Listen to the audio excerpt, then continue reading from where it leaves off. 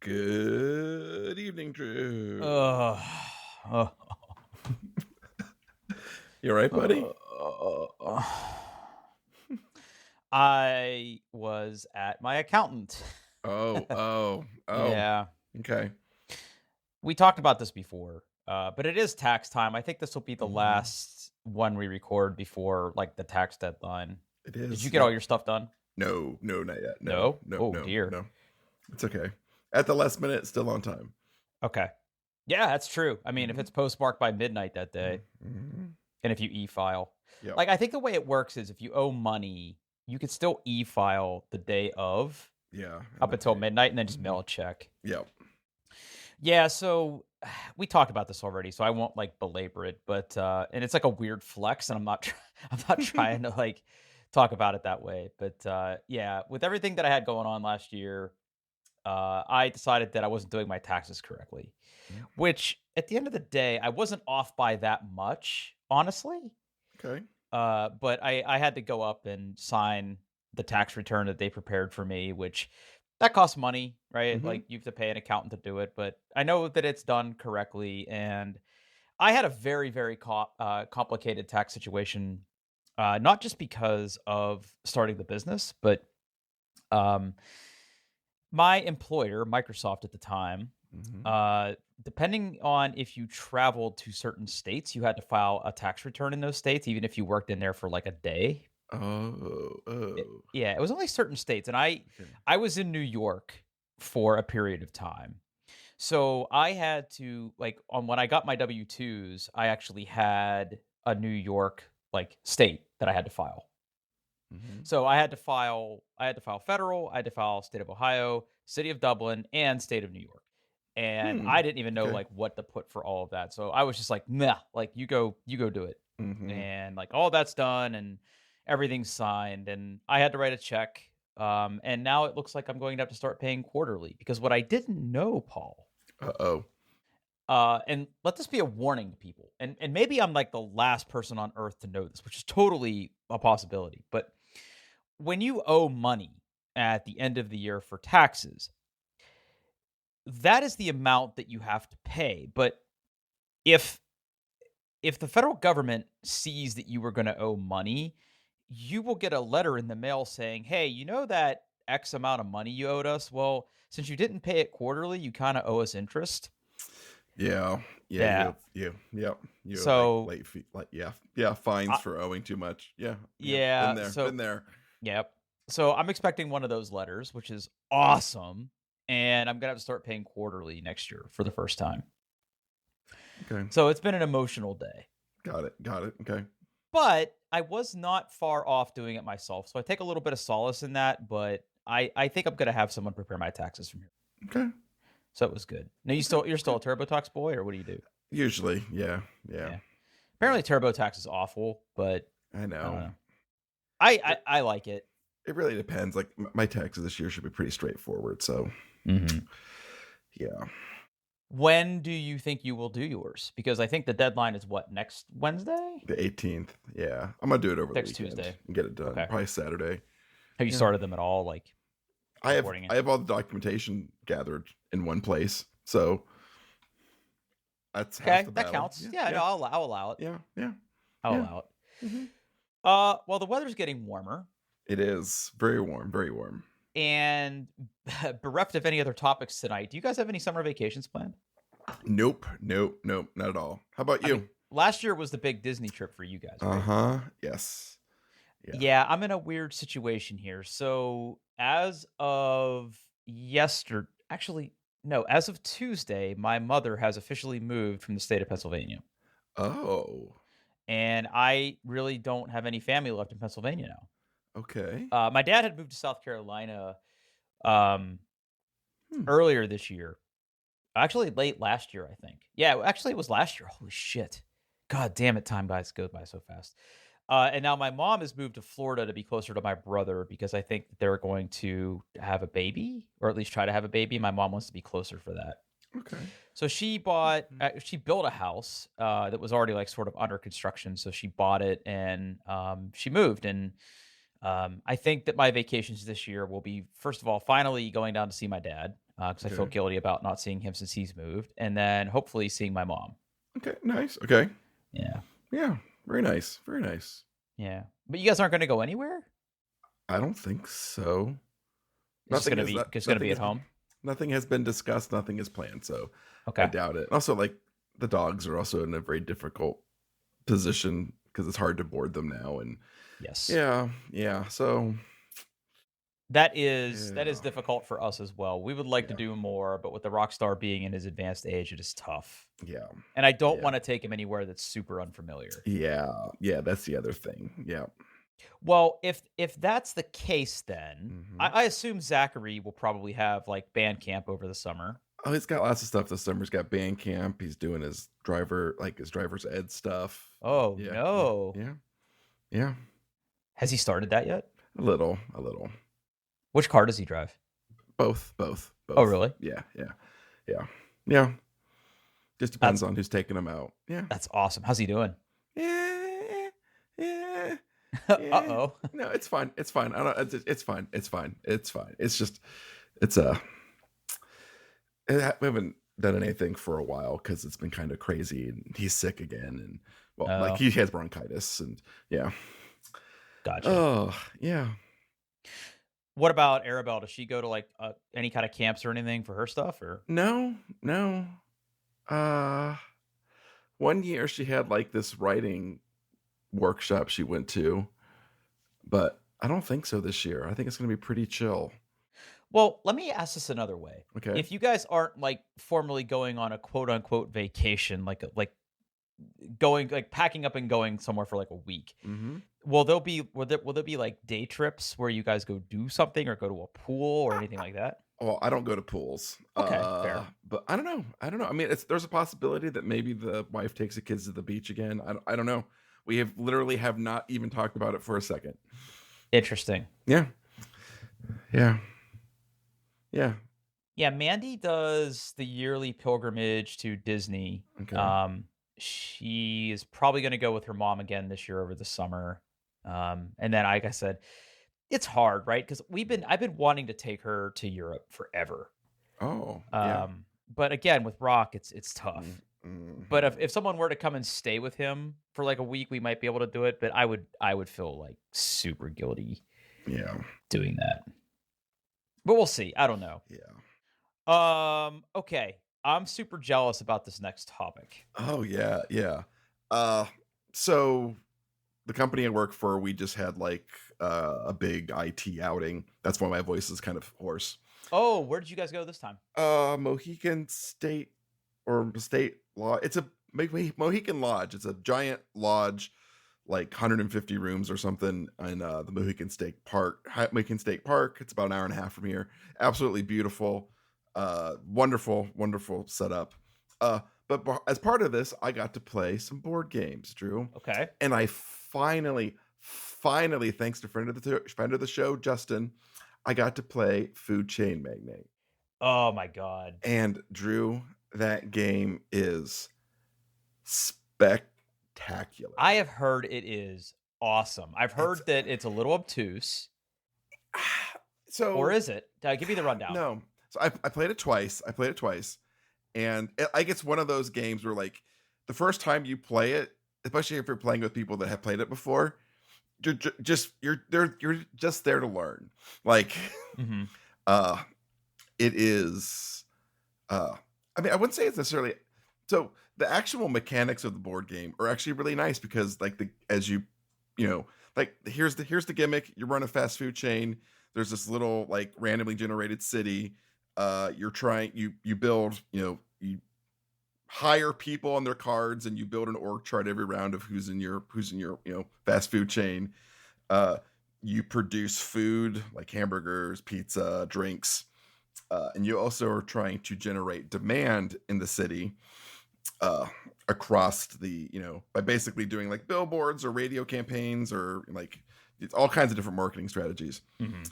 And you end up where you have these houses and like, okay, that house, they want a burger and two pizzas, and they will try to find the cheapest restaurant that will give them what they desire, and you're trying to make sure that restaurant is yours so you can make money. uh It is the actual mechanics are really nice because you get this little menu. It like looks like a menu, and it has like all the people you can hire, like all the goals you're going for, like everything in there. So like there's no looking across at at anything. Everything you can do is right in this little menu right in front of you. Uh, it is cutthroat. It is mean. It is a mean game. Really? Oh, it's mean. It's mean. Yeah, yeah. And what I think I like about it a lot is like things can change very dramatically, like very fast. So the game becomes tactical instead of strategic, where you're always having to pay attention and you can't just go, okay, this is gonna be my strategy. I'm gonna build an engine and go. Like you can't do that because people will fuck you over. So you always have to be, watching what your opponents are doing, like watching the board state, seeing all the plays, and then making the best decision for right there. Like at one point, I basically couldn't. The second game I came in, the first game I won, the second game I came in second. But there was a point where like I just couldn't, like I knew I couldn't compete. So like you can put waitresses in your org chart, and they just kind of passively generate money. So like Okay. I had an organization with all waitresses, and I was like, I'm running a brothel now. Okay. Canonically. Okay. Yeah, Yeah. I wasn't making any food. I was just serving hamburgers. Wink. Uh, yeah, the game. But it's so good. It's like one of those games when you're done playing, you spend like 20 minutes just talking to everybody about like what you could have done differently or what was a good play or like where the game swung. It's wonderful. Like I don't know if you have a copy, Drew. I do. We should definitely find some people and play that game because it is Okay. First of all, good. yes. Because I remember when this game came out, I watched a lot of reviews and people said that it could be a little fiddly, a little hard to teach, a little difficult to pick up. But are you saying that's not the case? I think it's easy to teach. Yeah, Okay. I think it's Okay. easy to teach, but like it will take a few turns before like it clicks, Mm. and then like then it like really clicks, and you're like, oh, that's the game. Oh, because like you can watch somebody and go like, oh, like they got this little thing going over here where they're making hamburgers. They haven't invested anything in drinks, so I can drop a marketing campaign and make them want burgers and beer. And then I Wow. can swoop in and just totally destroy their business. Or yeah. So how does the map work? Because I see that there's Yeah. like these tiles that make up a map. Yeah. So uh depending on how many players, the you draw so many tiles, and that kind of forms the city. And like it's randomly selected, and like the orientation should be random as well. And what you end up having is this kind of network of roads with houses in them. Hmm. And as you go through, like everybody starts with one restaurant, and you kind of put your restaurant, and your restaurant has a door, and that door's got to be adjacent to a road. So like when you're calculating the distance to a restaurant, uh, you basically start at the house, and you basically find the shortest path driving on the road that's kind of built to get to your restaurant. So like sometimes you get this huge like nest of like interlocking streets. Sometimes you get these little like islands where like, okay, like, well, most of the houses are connected, but these two houses over here by themselves. uh and how like it works is by default. uh so like the houses, as they get demand, so like say they want two burgers and a beer, right? They're going to go to a restaurant that can give them two burgers and a beer. If you just have burgers, just have beer, they don't want it. They want everything all the time. And what you do is you figure out, uh, like the base price for every food is $10, and it increases by one Wow. for every. Inflation. Thanks, Yeah, Joe yeah. Biden. It increases by one for every tile away you are. So like if the house would have to drive 5 tiles to get to your restaurant, your food to them costs $15. They will go to the cheapest house, uh, the cheapest restaurant that will fulfill all of their needs. But there's also like there's people you can hire that like reduce your food. There's like achievements you can get. So like if you produce the first burger in the game, all of your burgers you sell give you like $5 bonus. Uh, So it sounds like there's like this weird decision tree of like if Yeah. house, then Yeah. restaurant A, unless Hmm. B. Okay. Yeah. Exactly. Uh-oh. Yeah. So you. Uh-oh. Uh-oh. No, I'm just that's Oh. how it sounds like it Yeah. can get tricky. Oh, it does. Like, and you can like be like, okay, like I'm gonna get like you could feel good about something, and then someone's like, oh shit, they hired another pricing manager next turn. So their food's actually gonna be $1 cheaper than mine, and I'm not gonna get shit. Uh yeah, Wow. yeah, Okay. I mean, yeah. I first of all, Mhm. It's I'm I'm intrigued. it's good. I It's really I good. do want to play it, so we should Yeah. definitely make Hmm. that happen. Yes. So I will say that Mhm. as you have brought this topic up, I decided to go check how much Okay. this game is currently going for. Yes, it's expensive. Yeah. Well, I mean, all board games saw a price increase, Hmm. but on Amazon right now is $127. And I remember it being a more expensive game. I want to say it's always Yeah. flirted with the $100 mark, and Yeah. maybe it's out of print, maybe it's rare. I don't know. I think The they just expansion, did you guys play yeah. with the expansion? We did not play with the expansion. The No. expansion is $244. Yeah.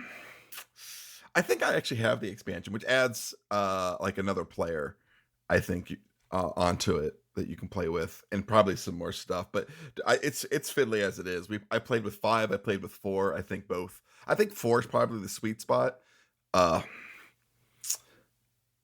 just because turns can get long as people are going, but I mean, it is one of those games where like there is no guardrails. Like you can have a really, really bad turn, and, Can and then you and then like you're just like, oh, that sucks now. Uh, so can you get like wrecked early and just be out of contention? if you make some like if Or do you have to you're make a concerted effort for that to happen? I think it'd be.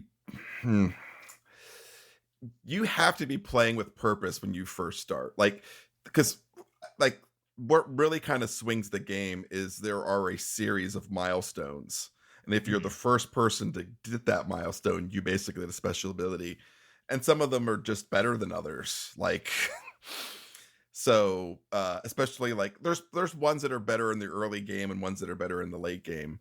uh and you really kind of have to be watching and going, because like more than one person get the milestone as long as it happens on the same turn.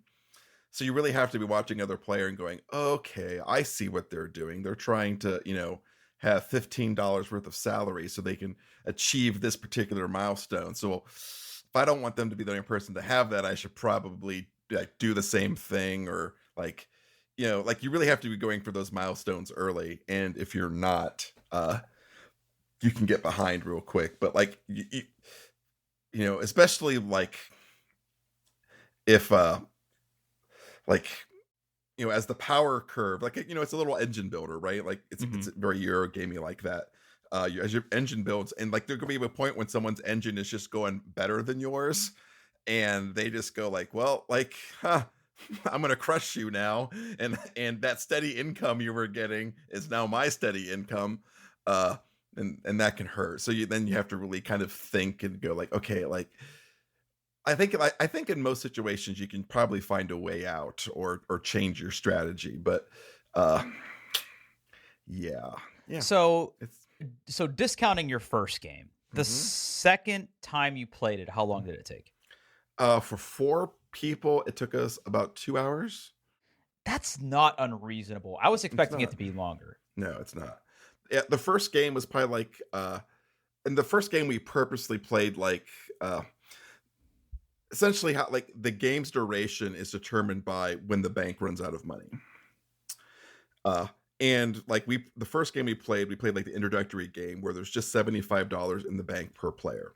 So like it like as soon as like our engines were kind of getting there, the game was over. We're out of money. Uh, the regular game actually has this thing where the bank initially starts with $50 per player, but every player secretly like nominates how much more money they want to put into the bank. That's an And interesting mechanic. so like when the first time the bank busts, everybody reveals, and that much more money gets into the game. So then okay, this is like it's going to be a short game, or it's going to be a long game. Uh Yeah, and then And there's I'm a sorry, what's the win condition? money. Whoever has the most money in hand. After It's a not. certain amount of turns, Yeah, or when the bank runs out of money. oh, okay, okay, okay, So when the okay. I turn, missed yeah, you. yeah, when the bank runs out of money, that is the last turn. You finish the turn, except for like you don't pay salary for your people, and it's not like restaurants or how much burgers you produce. It's literally like how much cash money do you have right now in hand. Very, very much like Power Grid, right? It's almost like how Yes. many cities you can power, right? It's hmm not Yeah. necessarily about how much you build or anything like that. And yeah, it's good. Like and the second game was closer than I thought it was going to be. So yeah, All it right. was good. Okay. It's worth it. It's like I said, it's one of those games where like you play it and then that's all you can think about for like hours after that. You're just going over every play and going, wow, like I should have tried a different strategy. And maybe I'll next time I play, maybe I'll try doing that instead. Uh it's good. Good top notch game. Top notch. Now, last question, because hmm I don't want to lose like the non-board game people. hmm How is the there looks like there's a lot of cards, there's a lot of wooden pieces. hmm How is everything organized in the box? Because I'm looking at Oh Amazon. no, or baggies. Oh Yeah, no. yeah. There seems like there's a lot of pieces here. Yeah, it's So I see a lot of cards, I see a lot of wood. if this is a game you're going to bring to the table a lot, I would. I mean, I bet you there's probably box organizers for this. Yeah, it's the box organization is awful. It's just absolutely awful. So, oh yeah, there's companies out there that make boxes. So yeah, it's awful. It's awful. But like you get some silicon cupcake cups, and you put the components in there, and and then like you don't have to necessarily look at the cards. Like you want to have them organized because that's basically the people you can hire or train. But like because of the menu that you get, you don't have to be like looking over and like reading the cards. You can just open up your menu and going, oh, that's what a junior vice president does. Got it. Okay.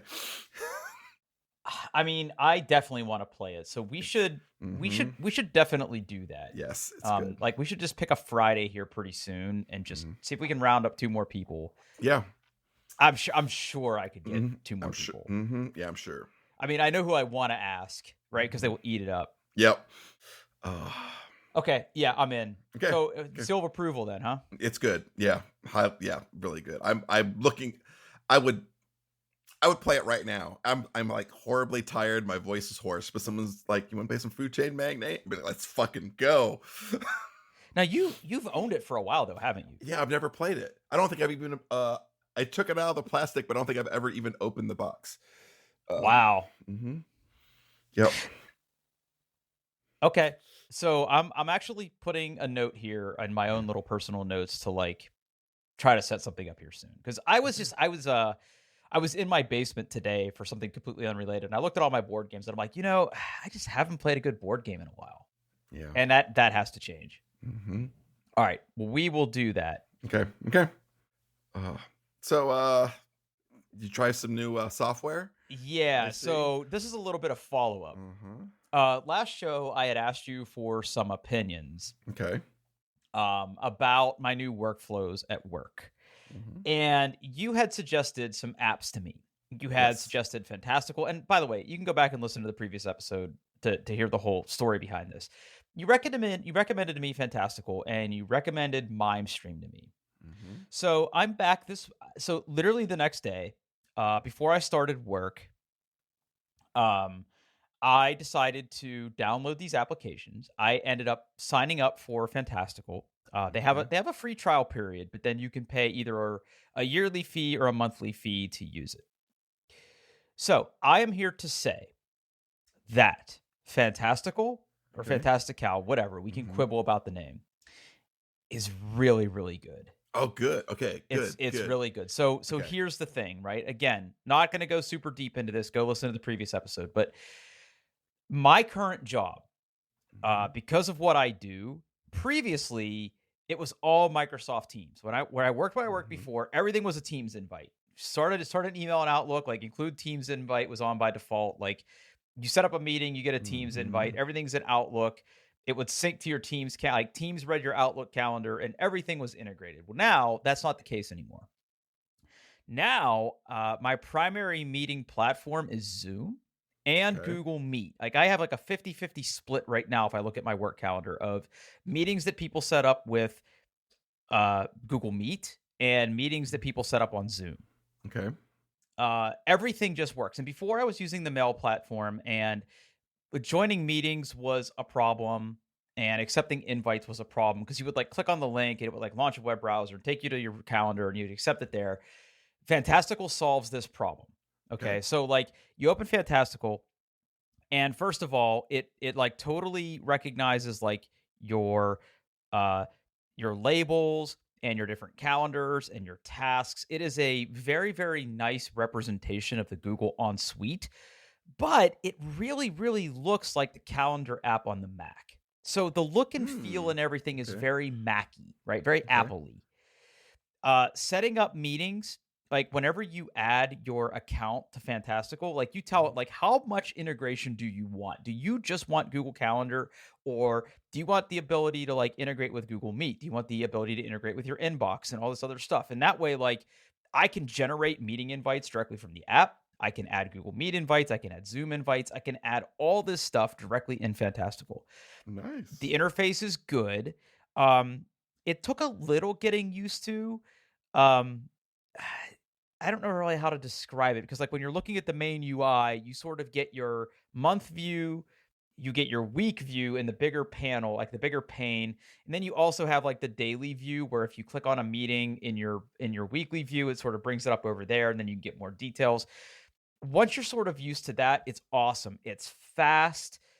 It syncs really well. So, like, if for whatever reason someone sends me an invite and I accept it in my email, or I accept it in Fantastical, or I accept it in like the Google Suite on the web, Okay. syncing seems to happen pretty darn quick. Okay. Whereas, Nice. whereas with like iCal or Calendar or Oh, whatever we ugh. call it on the Mac, right? There was like a, how often do you want it to like pull? Where this seems to be like a push type model where it like it's listening for events, and like if I schedule something or somebody schedules me, Mm-hmm. or like something even shows up in my inbox that I haven't accepted yet, like Fantastical knows about it pretty darn quick. Like it's very, very easy to keep it in sync. And in fact, it spoiled me a little bit because like on my work phone, I have my calendar synced. So I get reminders on my phone in case I'm not in front of my computer or whatever. Mm-hmm. That doesn't sync as fast. So like that is not the same view that I get with Fantastical or like the Google app or the Google like website. So it is very good. Um it's good. Good. Like Okay. I don't really know how else to say it. And again, the way that it sort of detects the meeting thing that you're using and makes it very easy to join these meetings is exceptionally helpful. So big two enthusiastic thumbs up for Fantastical. Okay. Awesome. Awesome. Good. Good. I think it's a little expensive for what it is, and I think I technically have another week to cancel, but I don't think I'm going to cancel. I think I'm going to keep using it. It's really good, and nobody has yelled at me yet for using it at work. Okay. Now let's talk Good. about Nice. MimeStream. Okay. I'm a little worried about this one. So MimeStream Mm-hmm. is the app that basically tries to give you a better mail experience for Gmail. Now, Yes. Yes. out of the box, apples to apples with what you get with the regular mail app, Mm-hmm. it doesn't seem to do much different Okay. until you start organizing your mail by labels, Yeah. and Yeah. it starts to learn like based on like was this sent to a DL, and if or distribution list, and if it was, wow, Drew likes to move a lot of these to this distribution list to this label. I'll start labeling these in the inbox for you. That is very, Oh. very helpful. So like I could very quickly at a glance see like what is coming to distribution list versus what is coming to me, and I can quickly move those things off, or if I need to read it, or if it's just kind of noise that I want to go read later. Um it's very, very helpful. It helped me classify that. Now here's the other thing. Whenever you're setting up MimeStream and you add your account, Mm-hmm. it will ask you, do you just want to integrate this with Gmail? Or do you want to integrate this with Google Meet? Or do you want to integrate this with Calendar? So, again, if I am sending an email or I am receiving email that has meeting invites in it, the link in there, it sort of recognizes that it is an accept. Mhm. And with mail, when you would click the yes, it would launch Google Calendar and accept it, right? It was basically like a glorified webhook to call a website to accept the thing. When I click yes, it's just like, okay, like I'm not going to launch any web browsers. I'm not going to do anything. I'm just going to accept it and we're going to be happy. And it's good. It's Huh. really good. And if I had any criticisms of the app, it's just that if you're wearing headphones with a lot of bass and you send an email, it sounds like a bomb goes off in your head. Oh, wow. Okay. Yeah. So, um, yeah, Mime Stream's pretty good. And again, that one's free. So like if you don't want to spend money and you are a Gmail user of any sort of circumstance, I would highly recommend you check it out. It's also able to sync your signatures with Gmail. So, like, if you have a signature set up in Gmail, I can automatically sort of import that without having to like make another signature in the app itself, like Mail. It sort of can read the signatures you've had set up there, and it's really good at reading like your Gmail settings and like applying those to like your inbox rules and things in the app. So again, big thumbs up. I think that the app is good. They're not charging money for it. They might at some point in the future, but to me, it's been worth it. I think it is the only non-Microsoft, non-native email reader I've ever used that I've liked since the days of Eudora. And if you get that reference, Wow. like good on Wow. you. Like Eudora was Wow. my first email client. I don't know about you. I'm not sure. I don't know if I used Eudora. Like when we first got dial-up internet at home, we Yeah. like the install disk came with like Netscape Navigator and Eudora. I mean, I think I used Pine for a Oh yeah, no, like while. when I was at Pitt, we used Pine, Yeah. right? We used like Mhm. VAX and VMS mail systems to like read everything. But yeah, like Eudora was like my first love, and I used to love the little mailbox and the noises that it made. I don't know. That's like that is a happy Yeah, memory. I remember the icon. Yeah. Yeah. So anyway, if you are a Gmail user, I again, it's free. Go try it. Um, I think it's really good, especially if you do a lot of calendar invites and things with your coworkers or your friends or anything like that. Like you could do a heck of a lot worse. All right. um. Okay. Mhm. Paul, Mhm.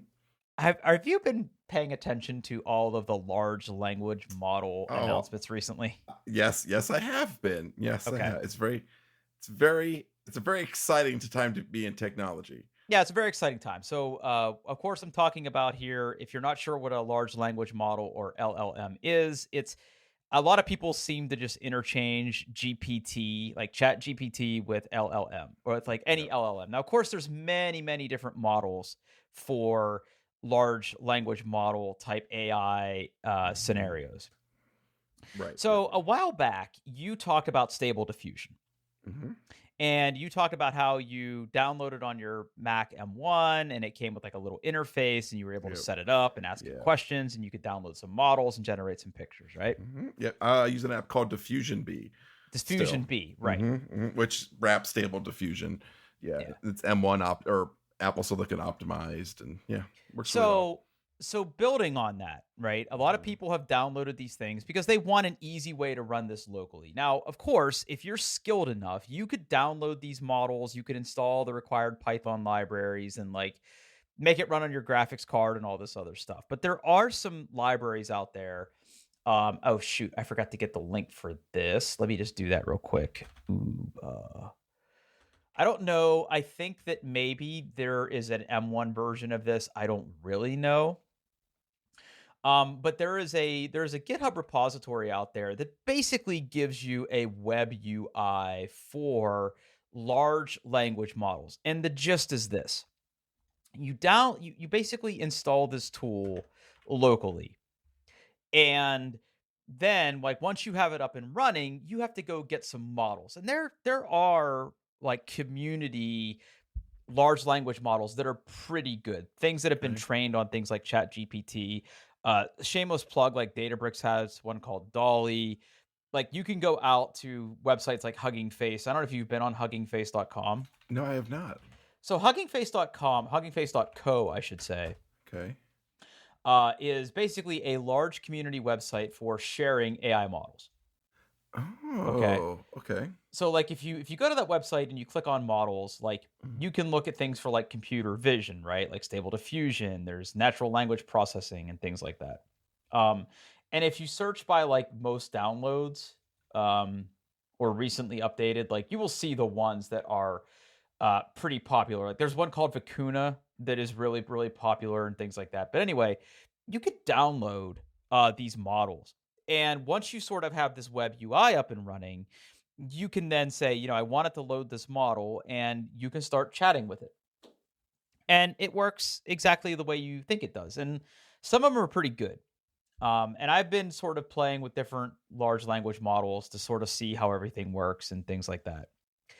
Um, but unlike Stable Diffusion, which was basically trained on everybody's artwork without permission, right? It's Oh just yeah, like for sure. Yep. large language models are a little bit more tricky. Because like an actual like conversational AI is like really, really hard to do. Mm-hmm. So there's some models out there again, like Vicuna and Llama and things like that. But a lot of them are not like, how do I put this? A lot of them do not incorporate unsafe content. Okay. And when I say that, I'm not just necessarily talking about sex stuff.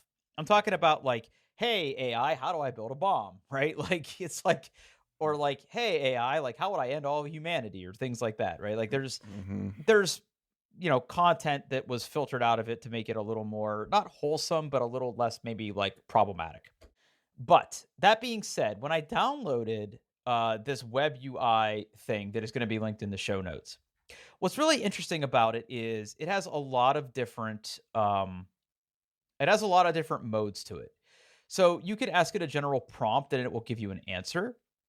But it also has the ability to do conversational chatbots. And as part of that, you also have the ability to generate characters. So like you can define the person, like you write a YAML file, which don't at me, like I don't care. Right. Yeah. You define a YAML file where you define a personality, you Mm-hmm. give it a name, and then you give it like some sample interactive like stuff like what you would say and what you would want it to say. And then you can basically load that character in using the underlying model that you've loaded, and it will basically act like that character. Hmm. So, of course, as soon as I did this, I'm like, I want a dirty girl. I want a dirty girl to be my chat person, right? So I found a not safe for work model and I gave it like a pretty slutty personality, and Mm-hmm. I feel really bad about it, but it's actually really funny. It's really funny. I feel really dirty telling you that, but it's actually really fun. So Okay. um there's a couple models out there. Let's see, what is the name of the model that I was using? Um the not safe for work model that everybody is using right now. I think there's one that just launched the other day too. Because I mean, let's face it, there's a lot of stuff out there. So the model that I'm using, let me see if I can. Where is it? Yeah, it's this one. So this is the not safe for work model that I'm using. It's called GPT Alpaca, Okay. and it was trained. And again, it was trained on not safe for work stuff. So like you can ask it. I mean, you can ask it normal stuff. Don't get me wrong. Like it's not just like full of filth, but it doesn't have like the filtering built into it that the other thing does. And then if you just want like of a more traditional like Chat GPT experience that is actually, I think like 95 or maybe 90% quality of like Chat GPT-4, there's Mm-hmm. another model on Hugging Face called Vicuna. Let me see if I can find it. Yeah, it's this guy right here. So basically, like the process is like you download something that lets you sort of load these models, and then you can use these different models to launch them in these web applications and just interactively chat with them. And they're very conversational. It's very fun. You could also integrate them with Stable Diffusion, so you could like ask the bot like, "Hey, send me a picture of like what you look like." And depending on how you've defined the character, like it will Oh. call like the Stable Diffusion to send you a picture, or you could upload a picture to it and it will like read it back to you like what it thinks it is. Hmm. Like we are rapidly approaching very, very like cutting edge porn here. Like I'm sure it's already, yeah, I'm sure it's already we are happening, right? approaching Yeah. the simulcrum of like really Oh, custom it's porn. it's a singularity for porn. Yeah, the porn singularity. It's Oh. getting there, right? Like if you could put a little robotic head on your desk that talked to you like this, like buddy, I don't think I would ever have to leave the house. Oh, So that's anyway, awesome. I mean, I'm being cheeky, of course, but some of this large language model stuff, the fact that you can do it locally, Hmm. has been pretty fun for me. So if you have the means, and again, I don't know if this particular tool set has been ported to M1 Silicon yet. I don't That doesn't look, think it yeah, has. no. There might be other ones out there that let you run it. Um, but if you have like access to like a Windows machine or even like a Linux machine or something, like you could make it work. Hmm. So go out and play. Like there's like if you go to Hugging Face, like there's a lot of good models out there you can load. But check it out and then like make some characters and have conversations. Like you could like code pretty much any character you want and it'll act as that person. Like it could be a famous person, it could be a made up person. Like if you ever wanted to talk to like LeBron James, you could. Like I'm just saying. So, Huh. uh, yeah. I mean, so between that and the Stable Diffusion stuff, right? Like these models are actually pretty big to download. Yeah. So if I go to like my folder on my computer where I have all this stuff right now, like let me just see. My Stable Diffusion folder without any images in it is, oh dear, 101 gigs, Huh. 101 gigabytes. I have several different models in here. I have 20 different models downloaded because those are big, right? Because it's images. Yeah. Hmm. And then let's see here, my folder for the, let's see here, properties for my text stuff is, wow, why is it so big? No, that can't be right. Hold on. Models. That one is 7 gigs. That one is 7 gigs. And wow, I only have 2. Why is it? Oh, you know why? So here's the thing, right? Here, okay. So, um, how do I put this? So just like with Node, if you've ever developed with Node, you have to Hmm. be very, very careful about the number of Python packages and where they're coming from and how they end up on your computer. So like here's the disclaimer. If you really want to do this, you have to be very, very careful of a couple things. One, a lot of these tools will give you like one-click installers that will like build the environment, download all the required Python packages, and um, like set everything up for you. Because Hmm. again, if you're confident and you're comfortable working with these models with like native tooling, you could totally do this yourself. But again, there's a lot of interdependencies. Like the graphics card drivers are kind of fiddly to set up on your own because like a lot of this is designed to run on GPUs versus CPUs. So like there's a lot of setup involved. So you could download these one-click installers. Like rule number one is just like before you run any of those bat files, first of all, never download an exe file, right? But like if you're looking at like a bat file, like understand what's in it before you run it, first of all. And then the other thing is like a lot of these models are basically compressed Python code, okay? And depending on the format that you download them in, when you're using these models, what your computer's essentially doing is it's like sort of decompressing all that like compressed Python and like running it. Okay. So Right. if there's Yeah. malicious code in there, like you're fucked. So it's very easy to like get like some sort of Trojan or anything else, right? Hmm. So be very, very careful about where you're downloading these files from.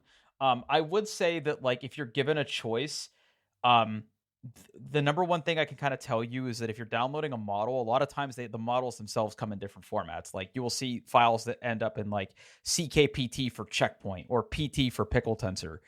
The ones you want to be looking for are the ones that say safe tensors because for whatever reason, like that format doesn't have the inherent risks of the other ones because of the format that they're saved in. So like if these models are saved with like safe tensors extensions, whether it's like the image models or anything else, like those are inherently a lot more safer than anything else. Like they're not bulletproof, don't get me wrong, but just be very careful where you're getting these from. Like, trust the websites. Like, Hugging Face is like a good place to get things because they're genuinely a pretty like AI centric community that isn't scummy. But that's not to say that somebody's going to check in malicious code, right? It's just like Right. people hijack stuff in like npm repositories or Python repositories. Like, that can happen. So just be cognizant of that.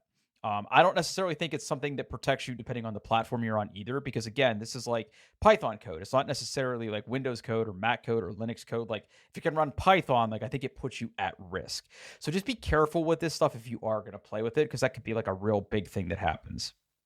I'm gonna have to play around with this. Yeah, it's pretty fun because I mean, again, like Microsoft has invested a lot in this to make their own proprietary version of this stuff, but yeah, if there is a Mac version of it, and I was trying to find one before the call, but I couldn't seem to find one. But Oh, it looks like you can run that UI inside of a Docker container pretty easy.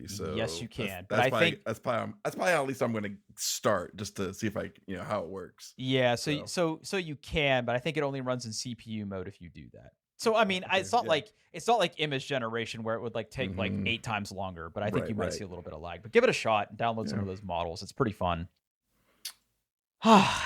Man, I'm tired. I'm tired too. Well, let's yeah, I mean, you had a busy week. Was it like Right. an overnight thing? Oh yeah, yep. I'm Man, sleepy. I'm gonna go to it's bed. cool that you guys still do that. Yeah, even though we're getting bigger and bigger, like it was, yeah, like How was the turnout? we had like 120, 130 people or something. Yeah. Wow, holy crap. Mm-hmm. Yeah. Yeah. Yeah. It was big. A lot of people. Man. I'm at that point where like I look around, I'm like, I don't know like a third of these people. It's yeah, but that's what you get when you grow, and especially when you work remote, because if you don't work with somebody, you don't see them anymore. Anywho, let's wrap up, Drew, because like I said, we're sleepy. Yeah, Uh, let's get out of here. we're on the internet doing theirbest.com. There's Mastodon doing their.best. Find us, email us, or not, whatever. I don't care. Thanks for listening, everybody. Bye.